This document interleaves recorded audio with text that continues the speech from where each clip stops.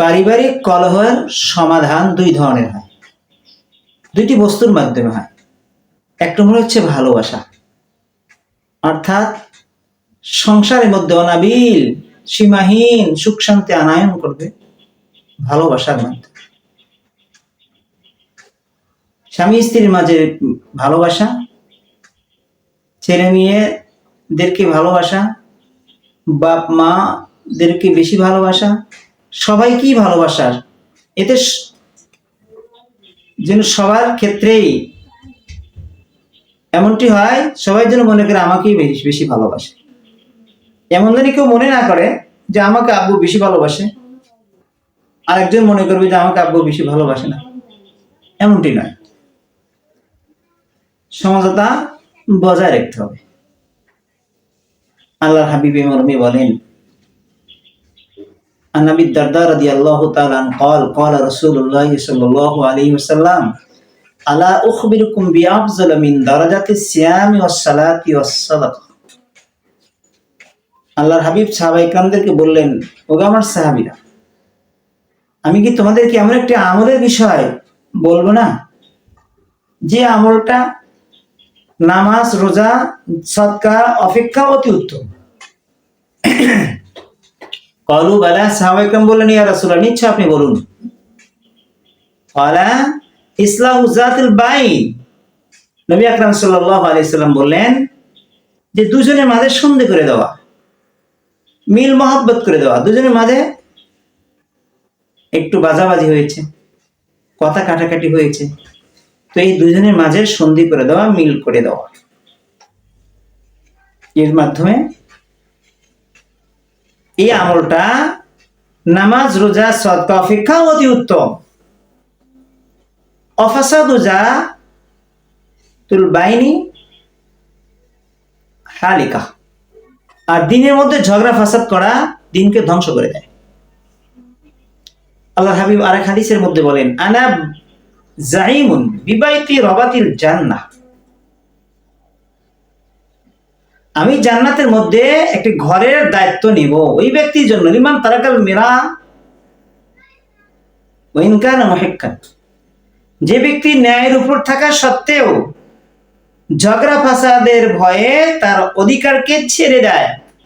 অর্থাৎ সে ন্যায়ের উপর আছে, কোন অধিকারের ক্ষেত্রে সে যদি মামলা মোকদ্দমা করে, মানুষদেরকে ডেকে তার অধিকার নিতে চায়, তাহলে সে নিতে পারবে।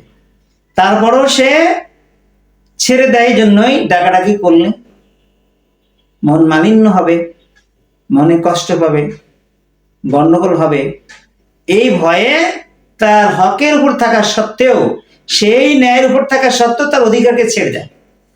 এই লোকটির জন্য আল্লাহ হাবিব বলেন, আমি জান্নাতের মধ্যখানে একটি ঘর দেওয়ার দায়িত্ব নিলাম। আল্লাহর কাছে বলে আমি তার একটা জান্নাতি ঘর দিয়ে দেবো। সুবহানাল্লাহ। আল্লাহ হাবিব আরেক হাদিসের মধ্যে বলেন, লাইসাল কাযযাব আল্লাযী ইসলুহু বাইনান নাস ইয়াকুলু খায়রান আও ইয়ানমি খায়রা, যে দুজনের মাঝে কথা কাটাকাটি হয়েছে, কিছুটা বাজাবাজি হয়েছে, গন্ডগোল হয়েছে, মন মালিন্য হয়েছে, এদের দুজনের মাঝে সমাধান করার লক্ষ্যে যদি মিথ্যা কথাও বলে, এটা কি হবে না? মিথ্যা কথা হবে না। মিথ্যা কথার যে পাপ, তা হবে না, বরং এটা সত্যর চেয়েও বেশি সব। এক্ষেত্রে কি বললো? আব্দুর রহমান আর আব্দুল জব্বারের সাথে বাজাবাজি হয়েছে। আব্দুর রহমান, আব্দুল জব্বার, আব্দুল খালিক মাঝে গিয়ে আব্দুর রহমানকে বললো যে তোমার সাথে যার একদিন গন্ডগোল হলো আব্দুল জব্বারের, সে তো তোমার প্রশংসা করে, আলহামদুলিল্লাহ অনেক ভালো, অনেক সুনাম করলো দেখলাম তোমার। আবার আব্দুল জব্বার কাছে গিয়ে বললো কি, আব্দুর রহিম তোমার অনেক সুনাম করছে। তো দুজনের মাঝে একটা অবস্থার পরিবর্তন হয়ে যায়। কেড়ে কয়েকদিন আগে তার সাথে গন্ডগোল, সে আমার প্রশংসা করে, সে আমার সুনাম করে, তো দেখা মাত্র সালাম দিবে। একে মধ্যস্থল আব্দুল খালিক বোঝাইছে, তো সালাম দরকার, দুজনের মাঝে মিল মহাব্বত হয়ে গেল। এই যে সন্ধি করে দাও, এতে যদি একটু মিথ্যা কথা বলেছে, কিন্তু দুজনের মাঝে মিল মহাব্বত হওয়ার কারণে এটি মিথ্যা কথা, প্রকৃত মিথ্যা কথা নয়, যদিও মিথ্যা কথা, কিন্তু এই মিথ্যা কথার দ্বারা আল্লাহ পাক তার প্রতিদান দিবে। সুবহানাল্লাহ। পারিবারিক কলহ সমাধানের আরেকটি বিষয় হচ্ছে ধৈর্য ধারণ করা। স্ত্রী কোন একটা শক্ত কথা আমাকে বললো স্বামীকে, স্বামী যদি ধৈর্য ধারণ না করে, সেও যদি তার প্রতিবাদ করে, তাহলে তো দুজনের মাঝে লেগে গেল গন্ডগোল। মাঝে তো শয়তান আছে। তো কি স্ত্রী যদি না বুঝে কোনো কথা বলে থাকে, স্বামীকে ধৈর্য ধারণ করতে হবে। আর স্বামীও যদি না বুঝে বলে, স্ত্রীকে কি করতে হবে? ধৈর্য ধারণ করতে হবে। তাহলে সংসারে শান্তি আসবে, গন্ডগোল আর হবে না। আল্লাহর হাবিব এই মর্মে বলেন, আকাল নবী আলাইহি সালাতু ওয়াসসালাম, আল মুসলিমু ইযা কানা মুখালিতান নাস ওয়া ইয়াসবিরু আলা আযাব খায়রুম মিন আল মুসলিমিল্লাযী লা ইখালিতুন নাস ওয়া লা ইয়াসবিরু আলা আযাব। আল্লাহর হাবিব বলেন, ওই ব্যক্তি, ওই মুসলমান অতি উত্তম যে মানুষের সাথে ওঠা বসা করে। এই ওঠা বসা করতে গিয়ে মানুষের পক্ষ হতে কষ্ট আসে, আর সেই কষ্টকে ধৈর্য ধারণ করে, প্রতিবাদ করে না। এই লোকটা অতি উত্তম ওই লোক অপেক্ষা যে মানুষের সাথে ওঠা বসাই করে না এবং তাদের কষ্ট সহ্য করতে পারে না, শুধু ইবাদত বন্দেগী করে, মানুষের সাথে ওঠা বসা করে না, মানুষ কষ্ট দিলেও সহ্য করতে পারে না। আর এই লোকটার অপেক্ষা ওই লোকটি অতি উত্তম যে মানুষের সাথে ওঠা বসা করে, করতে গিয়ে কষ্ট পায়, তার সেটাকে ধৈর্য ধারণ করে প্রতিবাদ করে। এই ব্যক্তি অতি উত্তম। তাহলে পারিবারিক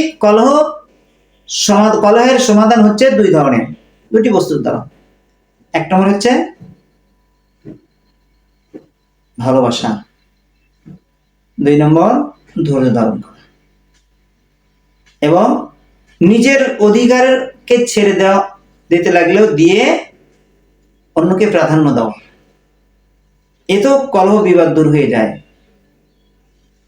হযরত সাহাবায়ে কেরাম সম্পর্কে কোন আয়াত অবতীর্ণ। এবং কখনো যদি মিথ্যা কথা বলতে হয় সমাধানের জন্য, তাও বলবে, তবু কি হবে? এর দ্বারা পারিবারিক কলহ বিবাদ কি হয়ে যাবে? দূর হয়ে যাবে। তো আল্লাহ তাআলা আমাদেরকে পারিবারিক জীবন যেন সৌন্দর্য হয়, তার তিনটি কথা বললাম। এক নম্বর ভালোবাসা, দুই নম্বর ধৈর্য ধারণ করা, তিন নম্বর এই ভালোবাসার জন্য যদি মিথ্যা কথাও বলতে হয় সমাধানের জন্য দুজনের মাঝে, তখন সেটা কি আছে? জায়েজ আছে। আল্লাহ তাআলা আমাদেরকে ধৈর্য ধারণ করা এবং ভালোবাসা এবং একে অপরের অধিকারকে পূর্ণভাবে দেওয়ার চেষ্টা করা, এর মাধ্যমে সংসারে ধীরে ধীরে ধীরে ধীরে একেবারে সীমাহীন শান্তি আসবে। আল্লাহ তাআলা আমাদেরকে সুখময় জীবন, পারিবারিক জীবন যেন সুন্দর হয়, জান্নাতে পরিণত হয়।